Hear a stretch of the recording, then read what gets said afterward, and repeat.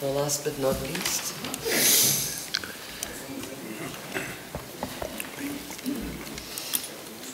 Muito boa tarde.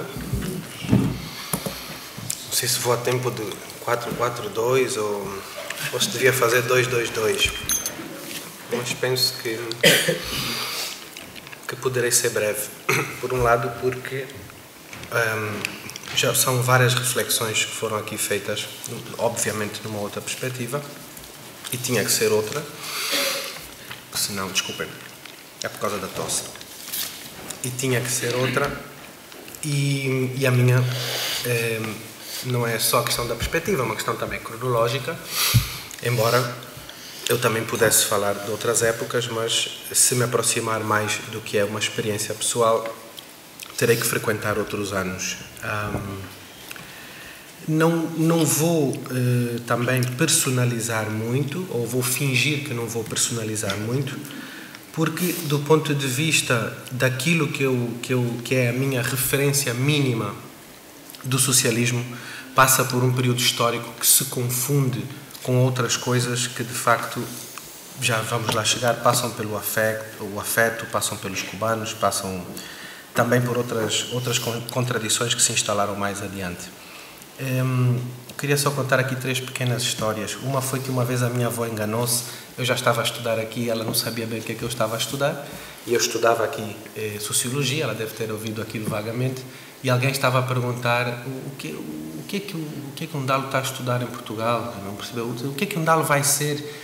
E ela saiu-lhe aqui e disse, um Dalo vai ser socialista. Portanto, eu não necessariamente por estar a estudar Sociologia a ser socialista, foi um lapsus avoe, mas, digamos, ficou bonito, vai ser socialista, não sei.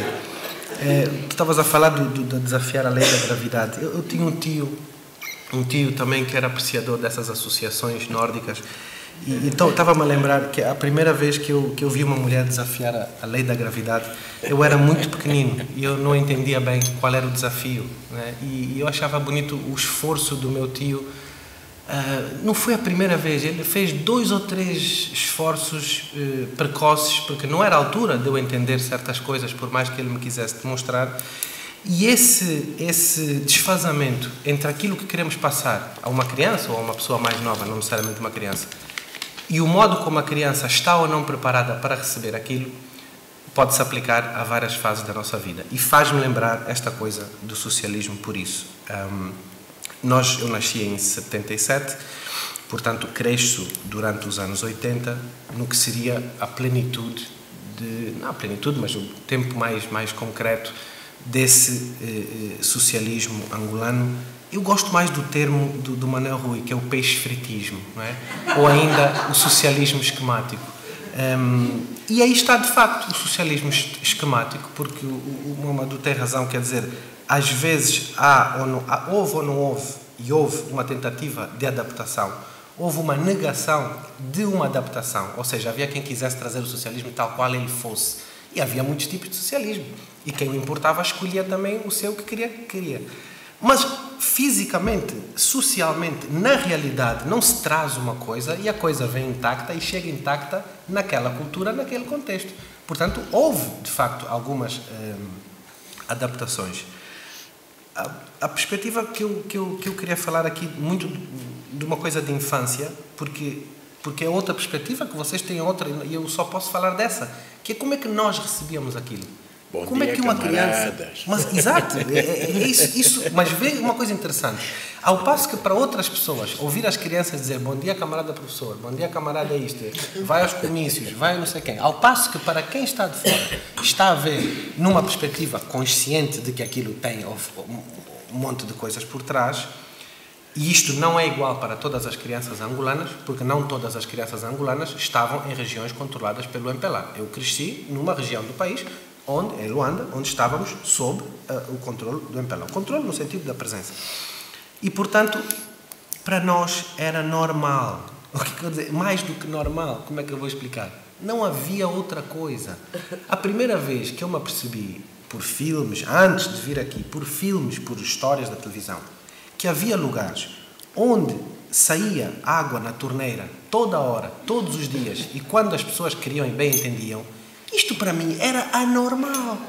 Mas como assim? Que topsava a torneira e sai água? Nós ali temos os dias que vinha água, que não vinha, e às vezes os dias em que viria também não vinha, mas isto não era nem exótico, nem preocupante, nem nenhum problemático. Era normal, era só normal. O modo como, estou a dar um exemplo muito básico, o modo como nós lidávamos com a água, ou com a luz, ou com a presença e a ausência da luz, não tinha nada do outro mundo, não é? Era assim como era. Isto para dizer que quando nós crescemos, aí vou ao grupo da minha escola, da minha rua, de Luanda, daquela região, também poderíamos chegar às classes. E aí classes, não só classes no sentido sociológico, mas também classes políticas, porque também havia grupos políticos ali, não é? Eu, obviamente, está aqui o meu pai, as pessoas que apareciam na minha casa, que eu via lá, o tio fulano, o tio fulano, o tio fulano, e não era da UNITA. Isto não estou a dizer que é por assim ou para a esquerda ou para a direita, não é isso. Eu estou a falar de uma realidade com a qual eu cresço. As pessoas que vão lá à casa, o camarada não sei quem do Comitê Central, era não sei quem do Biro Político, era não sei quem. Eu ouvia as conversas, não percebia nada. Não precisava de perceber, porque as conversas eram naturais naquele tempo. Mas há uma coisa que é o contacto com a escola. E havia frases grandes naquela altura, não é? A escola é a nossa segunda casa. E era mesmo. A escola era, e no caso de muitas pessoas, a escola era a primeira casa, no sentido de aprendizagem, onde mais aprenderam, onde mais contacto tinham com conhecimento, porque havia pessoas que tinham conhecimento em o polo doméstico e o polo escolar, e havia pessoas que basicamente era no polo escolar que vinha esse tipo de conhecimento. E há uma coisa que até hoje eu critico, mas eu não estou a falar da minha pessoa de hoje, estou a falar da pessoa que eu era nesses anos, e aí eu não sei se era intencional ou não. Se foi intencional, é um bocadinho perverso. Se não foi intencional, é brilhante, porque o MPLA conseguiu fazer, de certa maneira, uma mistura entre Estado, país, governo, etc. Não é? Havia uma ideia de que era tudo quase a mesma coisa. E nessa altura, para nós, era mesmo a mesma coisa. O partido, o país, ao ponto, como vocês sabem, que a bandeira do país, eu acho hoje, é demasiado parecida com a bandeira do partido, não é? Podíamos um dia, estou a dizer os angolanos, não estou a dizer podíamos o MPLA, podíamos os angolanos um dia voltar a discutir esta questão da separação, nem que seja da estética, quanto mais do resto. Eu lembro, por exemplo, quando foi isto já foi mais para a frente, não é? Ainda era miúdo, mas já não era tão miúdo, e começou-se a falar um bocadinho da hipótese das eleições. E eu lembro-me de ter perguntado a alguém, eu fui perguntar primeiro o que eram eleições, propriamente, como é que era isso e tal. E depois, para falar com os meus amigos, eu digo, eu acho que isto aqui alguém deve estar-nos a mentir. Porque não pode haver eleições com um presidente e um partido. Ou seja, a ideia de eleição não cabia na minha cabeça, embora eu entendesse a definição, não cabia na minha cabeça essa ideia. Eu também não sabia que já havia algumas eleições no outro sentido, lá dentro, mas sempre, pronto, da mesma maneira, não é? Havia uma coisa... a sério que eu estou-vos a tentar passar coisas sem julgamento, estou a tentar-vos passar os factos crus, como eu às vezes me esforço por lembrar de como é que uma criança aceita aquilo que está, que vê e que vive como o natural. Hoje, olho para aquele tempo e entendo outros contornos. Os professores na escola, e aí queria chegar também aos cubanos, porque eu tive excelentes professores angolanos, sobretudo sempre elogiei, sempre disse isto. O ensino naquela altura era muito bom. Eu estudei em Angola até 93. Agora, vocês, o ensino em Angola era muito bom. Já vos disse que eu estava em Luanda. Eu não sei se o ensino no Mochico ou se o ensino no Cunene se era tão bom. Em Luanda, na escola pública, em vários anos, não tínhamos... eu fiz a 5ª classe toda praticamente sem sentar numa carteira. Houve aquele ano não tínhamos carteiras na sala de aula. Uns sentavam no armário, outros sentavam de pé e tal. Ninguém reprovou. Passamos com boas notas, estudamos a mesma, ninguém faltava às aulas, não há porque, não consigo porque estou de pé, não consigo ir à aula. Não, descansávamos no intervalo. Na aula estávamos de pé a ouvir o professor. E no intervalo, nós éramos a única turma que saía no intervalo e sentávamos logo todos. Não íamos correr porque estávamos cansados. No intervalo nós sentávamos mesmo, não íamos brincar. Mas foi só a 5ª classe. Foi só a 5ª classe que não houve carteiras.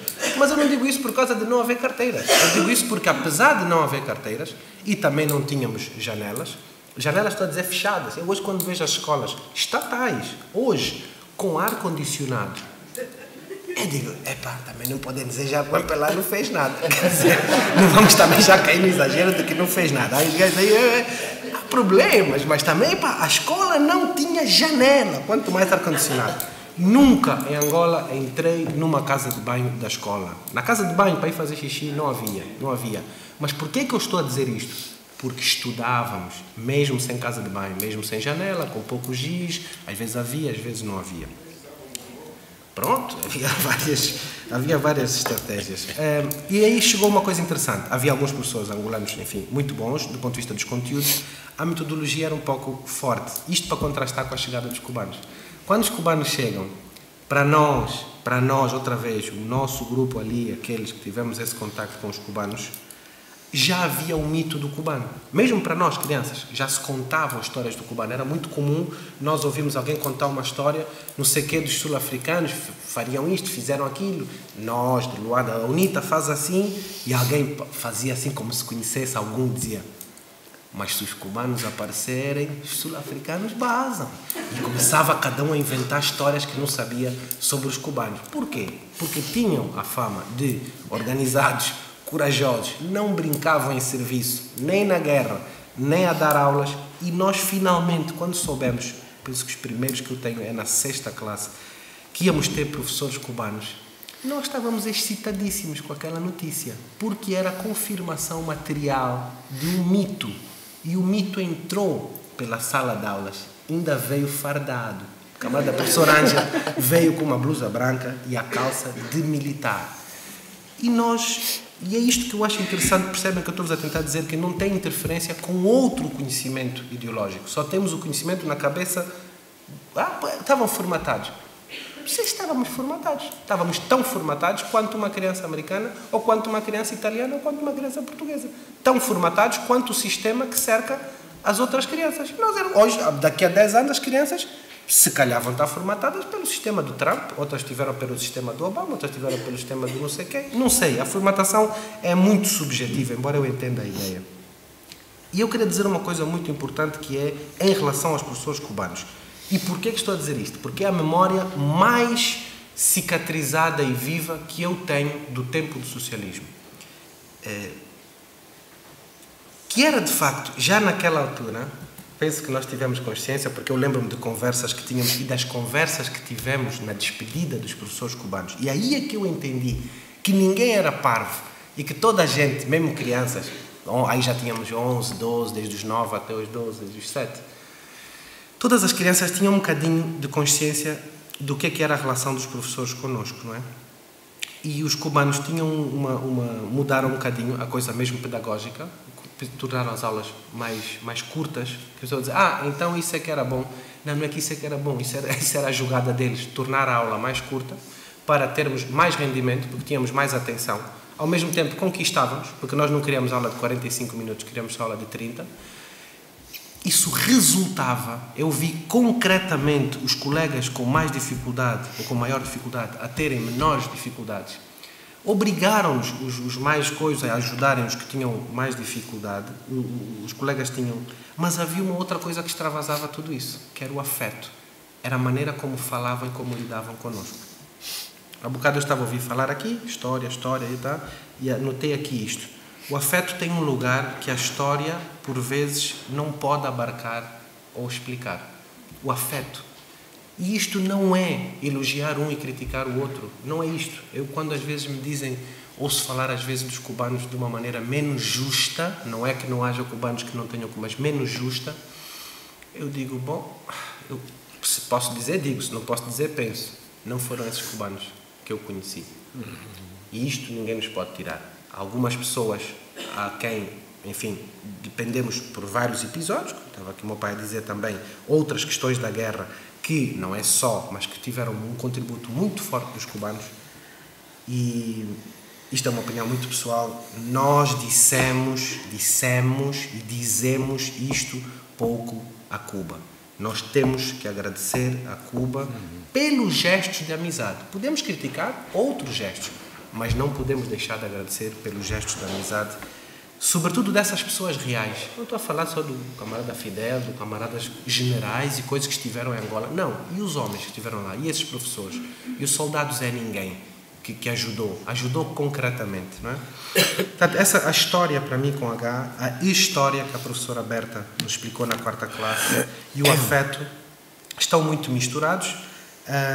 Queria-vos dizer, ainda nessa percepção que eu fui tendo à medida que vou abandonando uma infância mais inicial e passo para uma adolescência, começo-me a perceber, e essa passagem minha coincide com 89, 90, 91, estou-me a lembrar dos episódios já da queda do Muro de Berlim, etc., e aquele pressentimento e as conversas, etc., começo a perceber que tudo se vai alterar e se altera. E há uma coisa que chama a atenção, do ponto de vista geral, e aí podemos discutir muita ideologia do socialismo, mas perguntem a uma pessoa com menos condições, com menos cunhas, menos perto do poder, com menos acesso à loja tal X e Y, se, em termos de doença e de educação, estava melhor durante o tempo do socialismo ou está melhor agora, com este que eu nem sei qual é o nome, porque capitalismo o quê? Qual é o nome daquilo que vivemos, o sistema financeiro que vivemos em Angola, eu não sei qual é o nome. Qual é o nome? Camarada Ju, qual é o nome que se dá o sistema que se vive em Angola? É capitalismo o quê? Não me vem à cabeça, pronto. Não posso dizer. É isso. Então, não é que o outro é que é perfeito, que o outro, que o comunismo, que o socialismo, não é isto. É equacionar para uma realidade específica e para a maioria das pessoas que pertencem a uma realidade, qual de facto é o sistema em que, já não vou dizer que as pessoas vivem melhor, sofrem menos. Em qual dos sistemas as pessoas sofrem menos? Em qual dos sistemas permite criar uma realidade social, e isso implica a saúde, tudo, em que as pessoas possam viver com algumas dificuldades em vez de sobreviver com tantas dificuldades, não é? Isto tem que ser repensado, mesmo tem que ser repensado.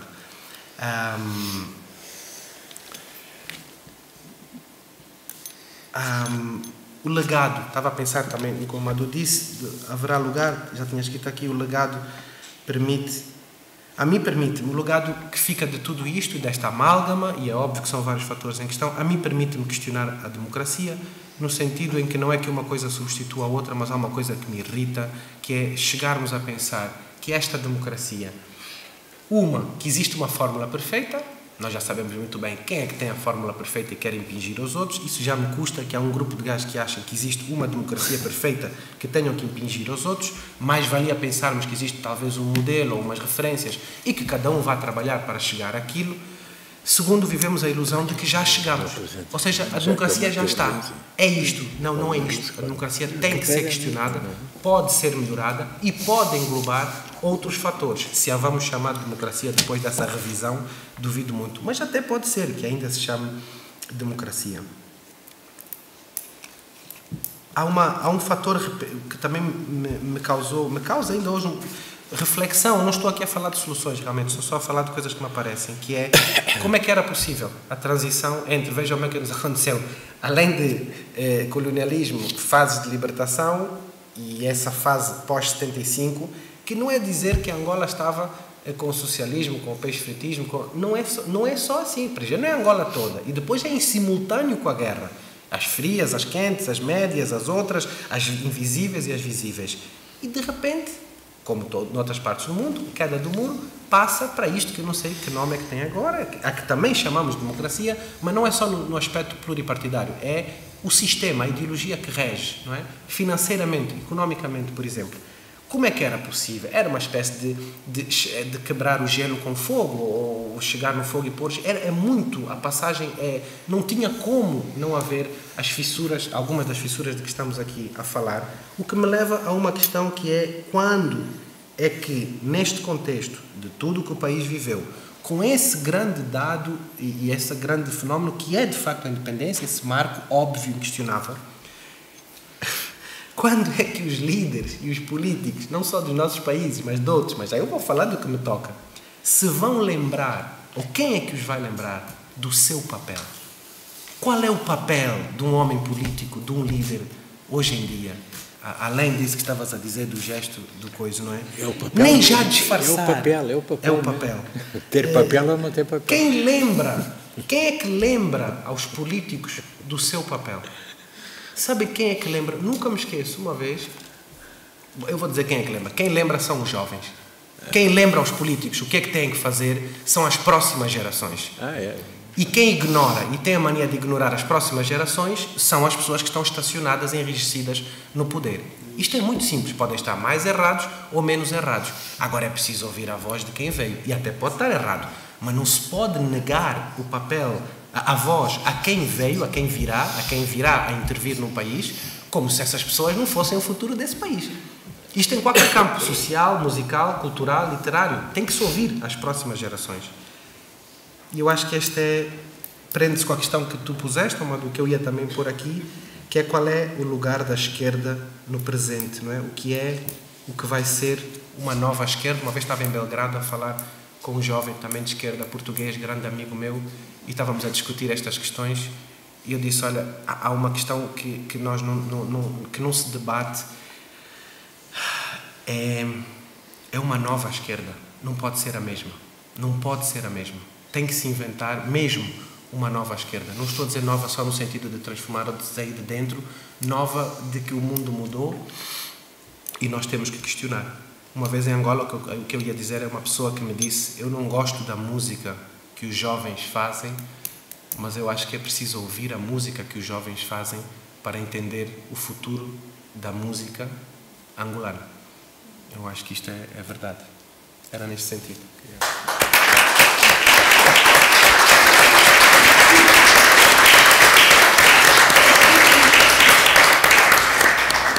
Bom, eu não vou fazer um resumo, só queria lembrar uma coisa, antes de passar a palavra ao público, da Lívia, se quiser acrescentar qualquer coisa.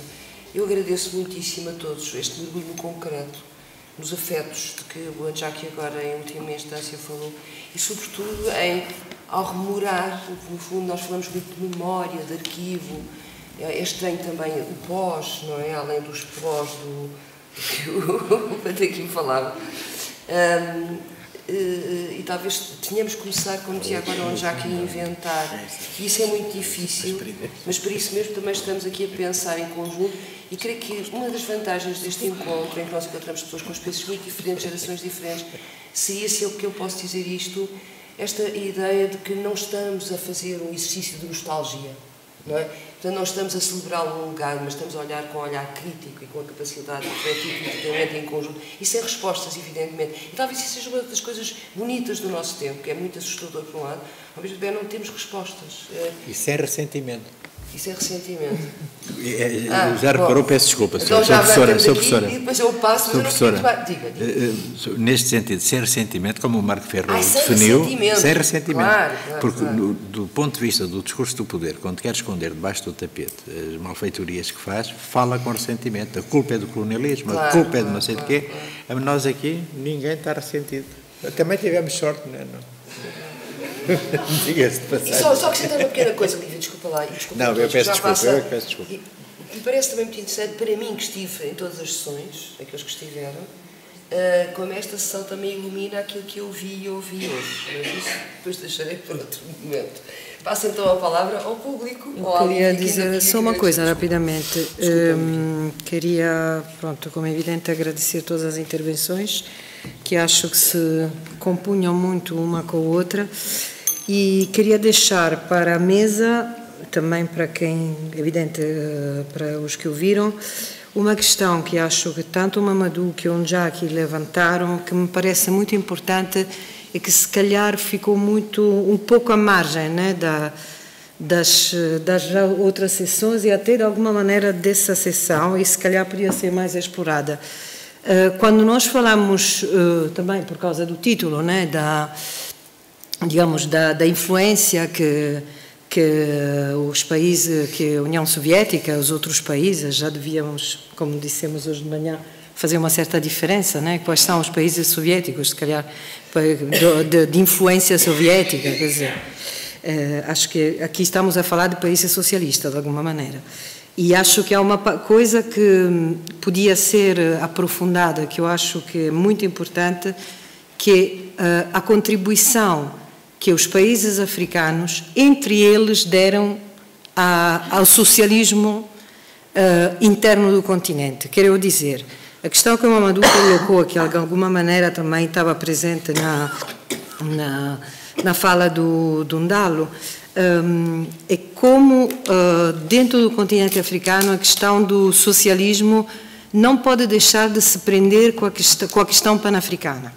E de como a relação entre países africanos na construção de uma sociedade diferente, socialista, provavelmente, marcou também o crescimento de determinadas ideias dentro do continente. Eu acho que essa é uma chega importante que acho que a mesa podia, se calhar, depois do público, das questões do público, comentar. E a palavra ao público.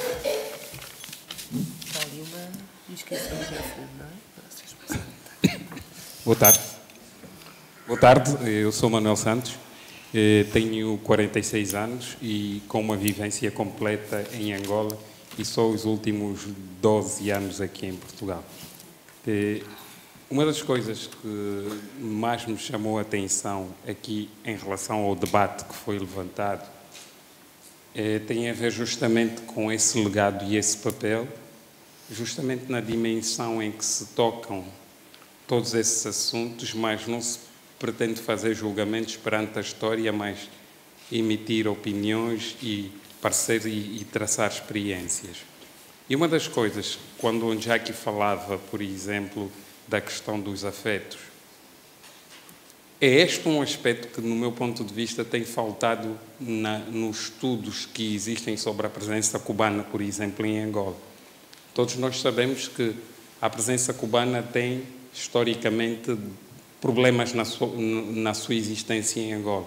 Mas é importante realçar um fator que nunca é falado sobre quem faz análise sobre a presença cubana em Angola, que é o facto de aqueles homens que lá estiveram, aquelas mulheres que lá estiveram, porque não foram só homens, estiveram na educação, na saúde, na guerra, nas indústrias e em todas as áreas, estiveram lá com a melhor das suas intenções, ainda que o próprio regime cubano tivesse tirado benefícios disso.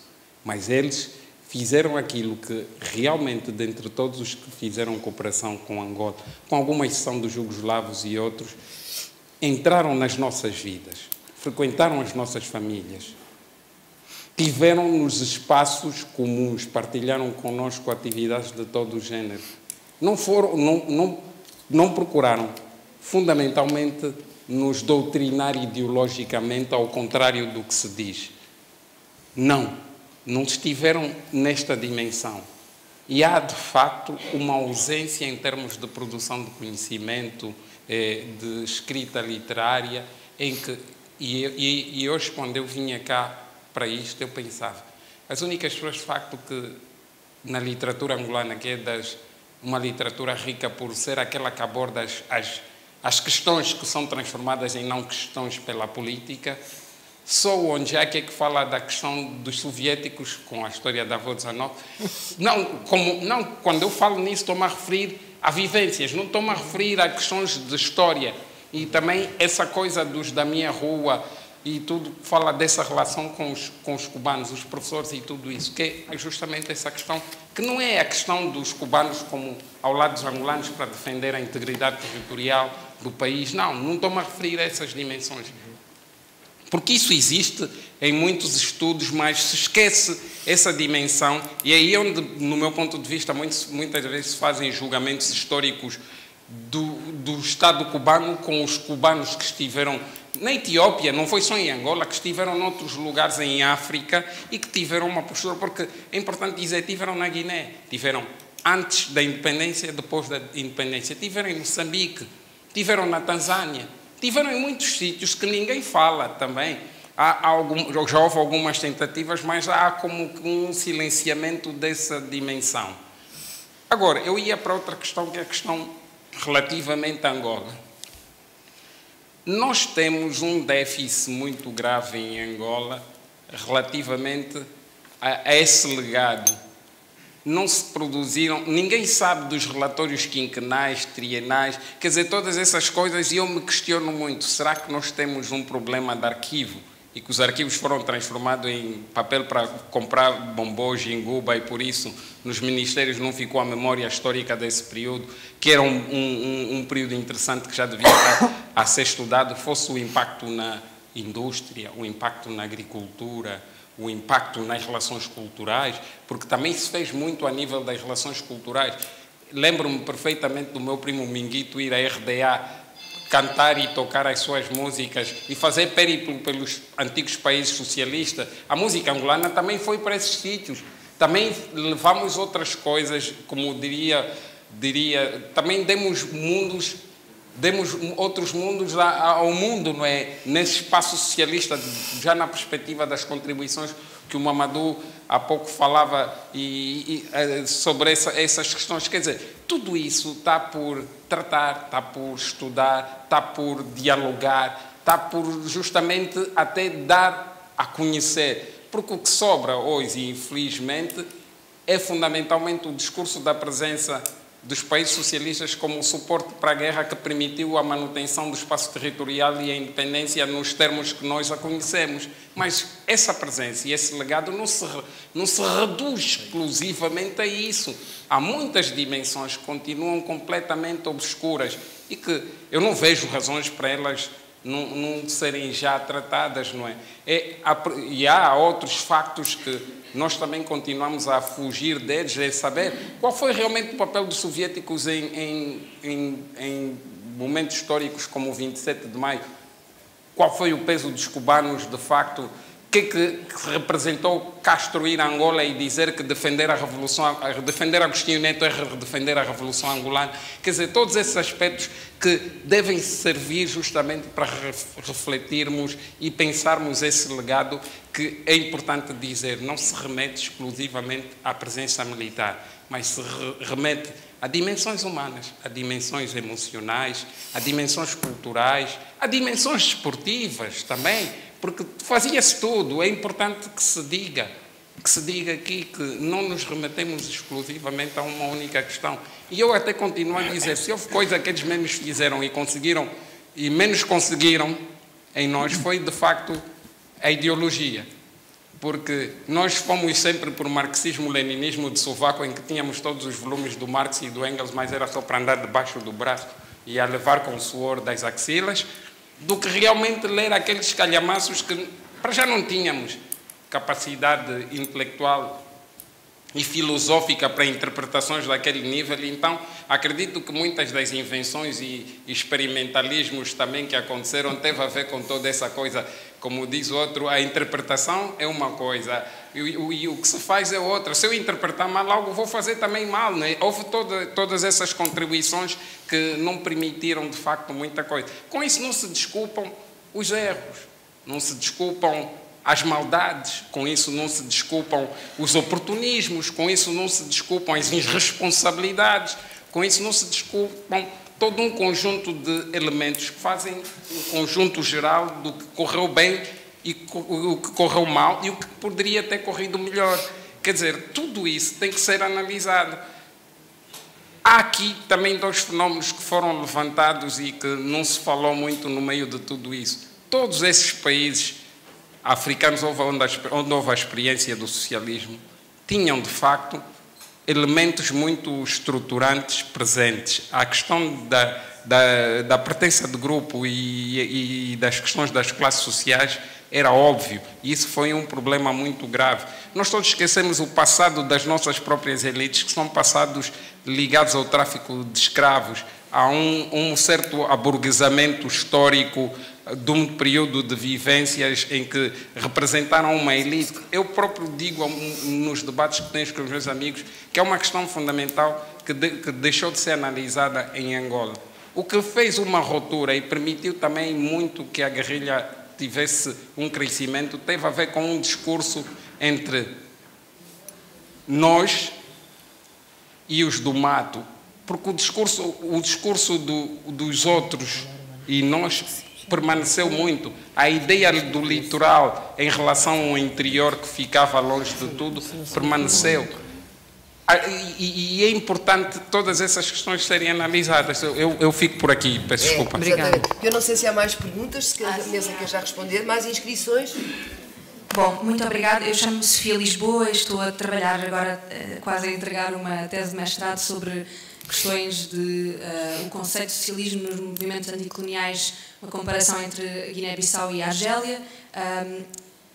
Portanto, eu queria colocar uma questão que me é muito específica e que tenho algum receio que saia um bocadinho, não sai, mas enfim, que possa ser menos interessante para todos os que aqui estão. A pergunta é, portanto, um bocadinho sobre isto, a questão da influência da União Soviética, etc., nestes países, nestes contextos e nestes processos.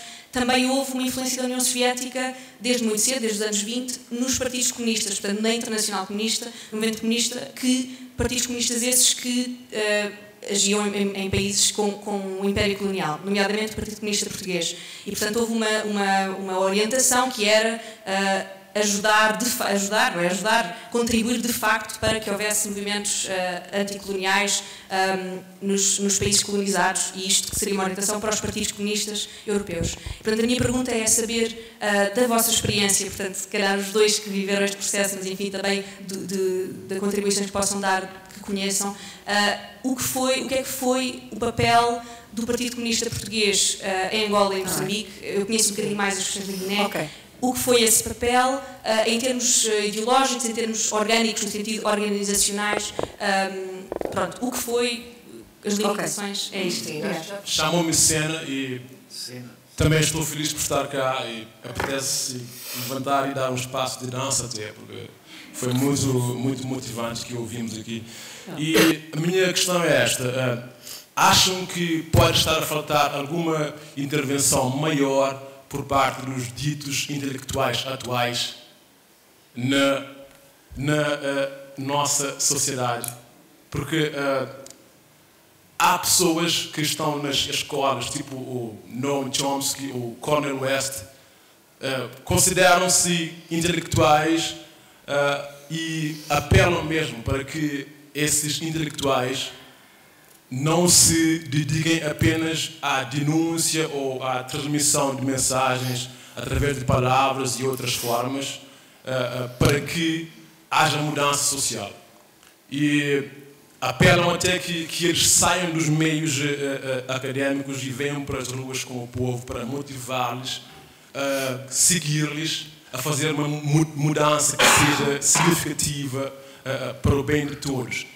E pergunto-vos, acham que, pelo menos no âmbito lusófono ou mais próximo de nós, falta uma intervenção maior por parte da classe intelectual na vida social das pessoas? Ok, pronto. A pergunta tem a ver com isto. Fala-se, e falou-se muito durante esta tarde, sobre o socialismo que viajou até Angola no processo de independência, e eu faço esta pergunta. Socialismo soviético ou socialismo cubano? Porque a minha data tem a ver com a data do nascimento do Onjaki, 1977. Drama, sangue em Angola. A minha pergunta, repito, é esta.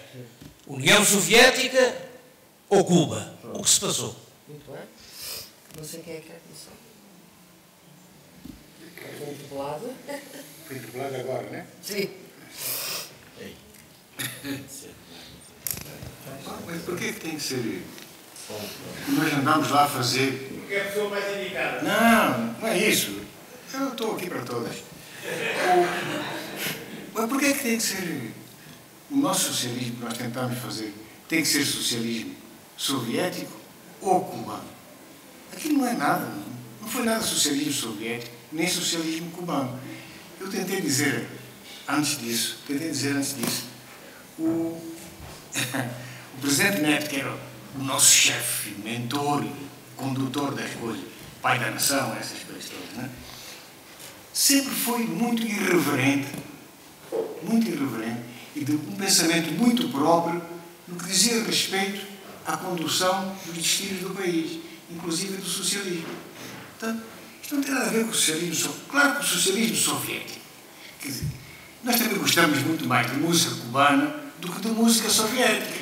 O cubano está muito mais próximo de nós, né, do que o soviético. Eu dei-vos aquele exemplo da TAG, e de facto é indigesto, não é? Indigesto. Mas muitos de nós, embora fôssemos bastante jovens, quando foi a independência, muitos de nós já tinham ultrapassado aquela fase de há 15 anos atrás, em que nós éramos marxistas, leninistas, soviéticos, etc, etc. Já tínhamos ultrapassado isso. Muitos de nós já tinham percebido que o que se passou na União Soviética, o stalinismo, não é nada disso. Ninguém queria nada disso. Já tínhamos percebido essa história. Pronto. Agora, como não temos muito tempo, há um bocado o Ndalo perguntou, mas como é que se chama o sistema que anda lá, etc. Uma das características que nos acompanhou ainda durante a luta de libertação, enquanto movimento de libertação, depois nos acompanhou durante a tal fase do socialismo e hoje nos acompanha nesta fase capitalista, é a mediocridade. A mediocridade. Os angolanos, como políticos, como técnicos, como isto, como aquilo, têm uma grande dose de mediocridade. Falta seriedade nas coisas. Não são os únicos. Portanto, aqui, este capitalismo, nosso capitalismo, é fartamente, largamente medíocre. Há coisas melhores mesmo em capitalismo.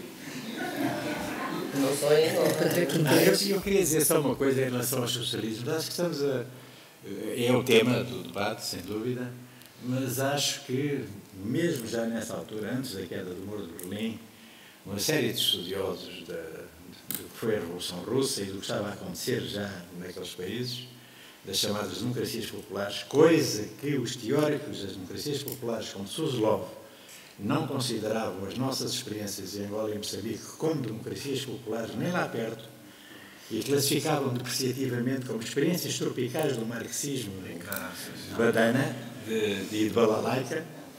Muito sinceramente, era assim que o Suslov, que era uma das figuras teóricas dessas coisas, o que se discutia já na altura, e foi o que implodiu, era o capitalismo de Estado que se vivia na União Soviética e no seu império. Era o que estava no terreno. E cada vez mais mentido, cada vez mais ficcionado, cada vez mais burocratizado, com o desafio da globalização da altura, a fraude desafiante do Reagan, da Guerra das Estrelas, que levou a um esforço de produção de defesa que esgotou completamente as capacidades da própria União Soviética, levou à debacle que conhecemos em 99, com aquela figura entre o romântico, e para os mais ortodoxos consideram um traidor, mas eu vejo mais como um romântico que julgou que era possível reformar por dentro aquele capitalismo de Estado, não é socialismo de coisa nenhuma, que foi o Gorbachev. Mas queria só dizer uma coisa, a nossa experiência era muito mais pragmática e tínhamos um certo sentido de humor negro que a gente sabe rir-se das nossas desgraças. Não é? E havia um excelente poeta em Moçambique que definiu muito bem o que era o socialismo. Naquela altura, a nossa dieta, a vossa em Angola, era repolho e peixe-espada. E peixe frito. A nossa em Moçambique era carapau. O primeiro de Angola, que aliás era bom, também tínhamos o de Inhambane, e depois dizíamos que vinha carapau do Mar Cáspio, que era uma coisa tão esquisita que eu nunca soube se há carapau no Mar Cáspio ou não, mas dizíamos na brincadeira que era carapau do Mar Cáspio. E a máxima era esta: vocês sabem o que é um carapau? E a malta não respondia, não sabia. E esse amigo dizia: o carapau é uma baleia que passou por todas as fases do socialismo. E foi isto que nós vivemos. E muito sinceramente, eu não sou nem anticomunista primário, nem não sou mesmo. E acredito que é um grande ideal, assim os seres humanos fossem melhores, porque também o que J. Cristo, ou Jesus Cristo, mandou dizer não foi o que a Igreja Católica fez. Cristo nunca mandou pôr fogueiras, fazer fogueiras, nem fazer inquisições. Não é? Só dizer duas coisas muito rapidamente. E talvez também para incluir algumas questões que foram aqui ou vistas ou debatidas mais ou menos lateralmente. No fundo, quando se fala em socialismo, temos que pensar que, por exemplo, no ano de 66, que é o ano do documentário que nós acabámos de ver, o African Rhythms, ou os ritmos africanos, não é? Sobre o Festival de Dakar. É um documentário que também levanta muitos problemas. Quando nós vemos aquele documentário depois do regresso de Amílcar Cabral, que é um filme em que, no fundo, é uma jovem nação que está a tentar criar o seu próprio cinema e criar o seu próprio discurso, e depois vemos um festival do Senghor ser celebrado por uns realizadores soviéticos de uma forma completamente acrítica, eu acho que valeria também a pena pensar que, em 66, todo esse debate de que o Luís Carlos estava a falar já estava a ser a desenrolar-se em África, fora da África, porque também é interessante pensar, isto não é para estar agora a pôr a África como um continente secundário, mas também para pensarmos as relações, as contaminações que sempre existiram entre por exemplo, a Europa e a África. E, finalmente, também a ideia de que, em 68, por exemplo, quando se fala de 68 é um movimento que não se passa apenas em país, não é? Os não alinhados, por exemplo, é uma questão também que está ausente. Os não alinhados. Porquê que existiam os não alinhados? Por causa dessa guerra fria que era quente, não é? Portanto, há aqui questões que eu acho que também vale a pena equacionar e lembrar que o conhecimento do passado histórico, com todas as suas limitações, é fundamental. Porque a certa altura também estamos a falar de coisas um pouco vagas, não é? Portanto, é só pronto, desculpem lá, a minha ideia não é falar... Quem responde da mesa as questões que foram levantadas do público? Questão dos intelectuais, da incidência dos intelectuais na... Quer responder essa questão? Partido Comunista? Uma coisa sobre... Relativamente à questão da memória, que eu acho que o Mário aflorou, é muito importante para nós africanos perceber o quão importante é a questão da memória. Ela não é só importante nessa dimensão de estamos aqui a discutir, ela é muito mais anterior. Aliás, quando nós olhamos hoje para o que está a acontecer no mundo, relativamente às diásporas africanas, percebemos o quão importante é a questão da memória. Mas é uma questão que não é fácil de responder porque ela está presa, na minha opinião, ainda entre interesses muito divergentes na sua reapropriação e a forma como ela pode ser um instrumento para libertarmos nós próprios de algumas coisas, não é? Por exemplo, eu voltei a dizer outra vez, não é todos os dias que temos alguém a dizer que houve erros. Não é? Houve erros. Isso é muito importante, muitíssimo importante. Relativamente à questão do Partido Comunista, é uma questão polémica. Muita gente aqui na sala sabe qual é a minha posição em relação a isto. Eu acho que há uma questão do fundo que está por trás disto. É que, obviamente, até a Primeira Guerra Mundial, na Primeira Internacional, não havia indicações claras do Comitê Internacional sobre qual é a posição da Internacional sobre o colonialismo. Não havia uma posição clara, não era clara. Ela só começa a ser mais clara a partir do fim da Primeira Guerra Mundial. É que há algumas resoluções do Comitê Central do Comitê Internacional, da Primeira Internacional, da Segunda Internacional, a dizer o que é que podia ser o contributo do Partido Comunista para contribuir para a autodeterminação dos povos. E, aliás, eu acho que a carta de demissão do Césaire a Maurice Thorez, em 1956, é disso absolutamente uma prova. É que havia um conflito tremendo entre qual era a percepção do sujeito negro colonizado e o contributo do comunismo ou do socialismo para a sua libertação. E a carta de Césaire sobre isto é límpida, não é? Agora, relativamente aos intelectuais, obviamente, acho que nós temos um problema de facto, é que eu cresci, como eu vos disse há um bocado, a ser bombardeado para ouvir os discursos do Seco Touré, depois ouvir o programa inteiro do Ballet Nacional, porque era muito importante nós todos ouvirmos o Ballet Nacional, porque na altura a cultura, não, para além de ser um valor, não é? Quer dizer, era uma matriz importante, era constitutivo daquilo que era a identidade nacional. E era muito importante, e era considerado, portanto, a participação dos intelectuais não era apenas uma questão folclórica, não era uma questão apenas também de ego ou de palcos, era uma missão política, no fundo. E hoje isso deixa de acontecer por quê? Porque, primeiro, privatizou-se o saber. Não é? A maior parte da África, o acesso ao saber é um dado estava a falar disso, a qualidade do ensino, não é, em África. Eu sou de uma geração em que nós fizemos o sistema geral, como se diz no sistema francófono, com o ensino geral. Eu sabia tudo e mais qualquer coisa naquela minha idade, que hoje o meu filho, que tem a minha idade, não sabe um terço do que eu sabia quando eu tinha a idade dele. Não sabe. Um terço. Porque, efetivamente, a educação pública tinha qualidade e era um objetivo estratégico para o projeto nacional. Hoje não é assim. E é por isso que muitas das vezes os intelectuais ou são coreias de transmissão de determinados interesses que estão instalados nos poderes, ou eles próprios são aspirantes a poder. Não é? E nós temos visto isto várias vezes em várias partes do mundo. No entanto, nem tudo é mau. Acho que há um debate profícuo e muito intenso que está a acontecer no continente africano, em que o contributo dos intelectuais, nomeadamente para pensar a África a partir da África, que eu acho que nunca é demais relembrar isto, aprender ou reaprender a pensar a África a partir da África. Isto é fundamental. Isto não é viver numa ilha ou não é isolar-se. É uma forma, como dizia a Lívia, continuar aquilo que foi o debate intensíssimo sobre qual era a natureza do contributo dos africanos para a afirmação do socialismo no mundo. A última questão que me parece aberta, temos... Posso dizer uma coisa dos comentários do Manuel? Eu penso que eram mais comentários, não, Manuel? Ou querias mais comentários, não é? Mas há uma coisa interessante que tu disseste em relação tanto ao acesso, onde é que está a informação, será que está, será que não está? E ainda aprendendo com a questão da memória, o que está para trás. O que é que vamos fazer? E eu penso que te tocou também as minhas palavras por uma questão também geracional, não é? Isso é interessante o que estás a dizer, não porque fui eu que disse, mas porque me parece que nos fala de uma maneira que é alguns temas que estão fora do circuito normal, como tu falaste de coisas mais territorial, política, ideológica, e nós às vezes queremos ver abordadas outras dimensões.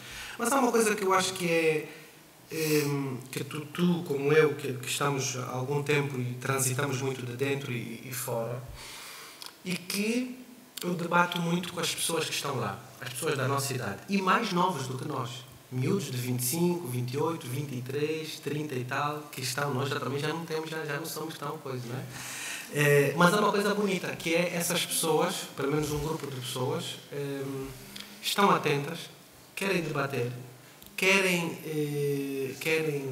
produzir conhecimento, não é? Não estou só a falar dos grandes intelectuais, como estavas a falar o papel dos intelectuais, ele estava a se referir. Primeiro que eu não sei muito bem, enfim, eu já desconfio das pessoas que se autoproclamam intelectuais. Eu gosto mais de pensar que o Mbembe é um intelectual, mas ficaria mais impressionado se o Mbembe andasse aí a dizer: vocês sabem que eu sou um grande intelectual. Eu acho que ele é um intelectual, não é? Mas uma coisa que eu fico a pensar em função desses diálogos que tenho tido com essas pessoas, e que nós temos que assumir esse nosso papel. Qual é o meu, o teu, o papel de todos nós em irmos buscar essa informação, em debater, não é? Em produzir o nosso conhecimento, como está a dizer Mamadou. Não só produzir o conhecimento, não necessariamente é escrever uma compilação e publicar, tudo é debate. E isso, agora só vou falar do pouco que eu conheço da realidade angolana, está a acontecer de uma maneira muito interessante. E está a acontecer de uma maneira muito interessante por duas pequenas perspectivas, que é: uma é porque tudo o que não toca diretamente o político e o partido, então acontece plenamente, e ainda bem, e mesmo que toca o partido e o presidente, etc., já vai acontecendo, não é? Vai acontecendo com muito, tudo desde os anos 90, desde logo a seguir das eleições de 92, que se instalou outro tipo de debate. Mais, menos permitido, mais, menos combatido pelo poder instalado. Mas foi acontecendo cada vez mais. E o Mbembe, uma vez, disse uma coisa muito interessante, que é que o problema já não é falar. Houve uma altura que até não se podia falar. Em alguns regimes, aquilo que chamamos de regimes. O problema é quem ouve e o que se faz com aquilo que ouvimos. Nós, público em geral, mas também quem está do lado do poder. E pior do que isso, o que se quer ouvir. Sim, mas quando as pessoas já podem falar e falam... O exemplo do Trump é o que se quer ouvir. Aquele eleitorado... Mas estás a falar de outro canal, que vem de cima e que o povo quer ouvir. É isso. Não, que aqueles gajos que o apoiaram, Sim. se querem ouvir, seja verdade, seja mentira, seja delirante, deixa Claro, de ser. claro. Ali um lado de desejo de construção de outra realidade, que é manipuladíssima, que é o que as pessoas querem ouvir, querem lá saber se a verdade se deixa de ser, é aquilo que querem ouvir, que as consola. Claro, mas é uma esquizofrenia social. Não, completamente, é o que está a acontecer. Claro. Eu acho que estamos a viver num tempo absolutamente disjuntivo. Absolutamente disjuntivo, a nível de geoestratégia global, disjuntivo e de excesso daquilo que, desde a Aufklärung do iluminismo, se chamou, enfim, vai dar o conceito de humanidade, de abertura para as boas coisas, para as boas intenções, para o conhecimento, para novas instituições e relações políticas e de Estado e por aí fora. Parece que estamos cansados, alguém está cansado, os interesses, a alta finança sobretudo, essa não está cansada, essa está a fazer o seu papel, estamos cansados de um excesso de universalidade.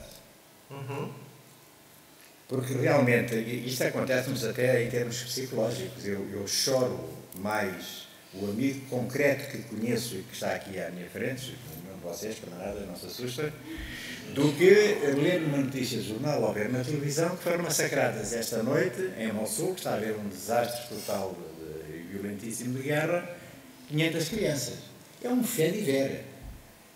Estamos na sociedade do espetáculo, na sua componente mais catastrófica e mais terrível. Não por acaso o Guy Debord, que foi um homem lucidíssimo, percebeu isto tudo e percebeu de tal maneira que acabou por suicidar.